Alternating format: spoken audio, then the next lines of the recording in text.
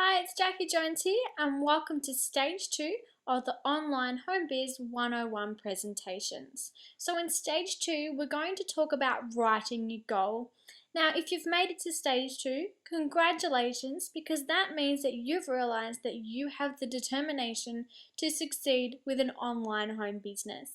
So, let's get to start writing that goal.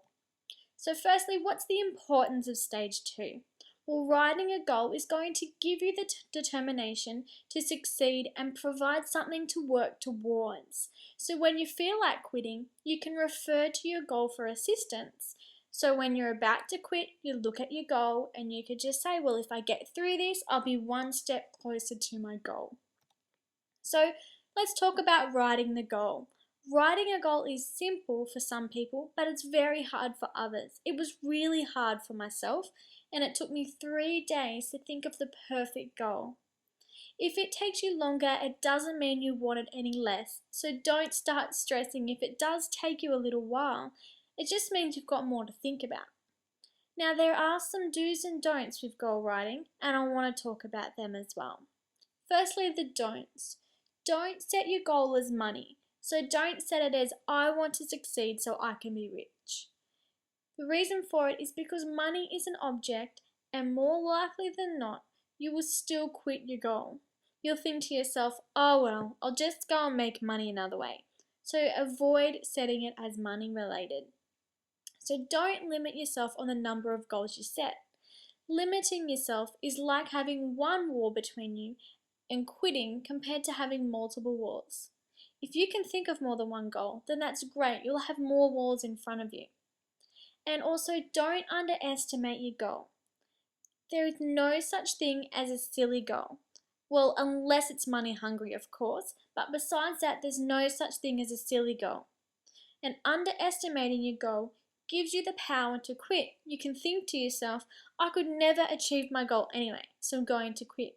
Don't give yourself that power. So don't underestimate your goal. Now with the do's. Do take your time in finding the best goal. This will ensure that the goal you choose is well thought out and what you really want. Also, ask yourself questions about your life and what you want to change, because asking yourself questions will help you see where and what you want to change. And also be honest with yourself. This is the most important tip I will ever give you. Always be honest to yourself. Have fun finding your goal as well, because it shouldn't be a chore. And finally, write your goal out and put it where it's visible, so when you feel like quitting, you can see it. Now we'll talk about some questions you can ask yourself to find that ideal goal.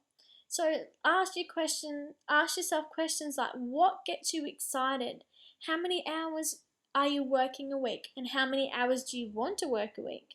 What do you love and hate about your job? What do you want to do with your free time? What would you do with 2 months vacation? Do you like the people you work with? What problem scares you to death that more money could resolve? What do you absolutely hate about your life that money could resolve? And so forth, and you can read through the rest.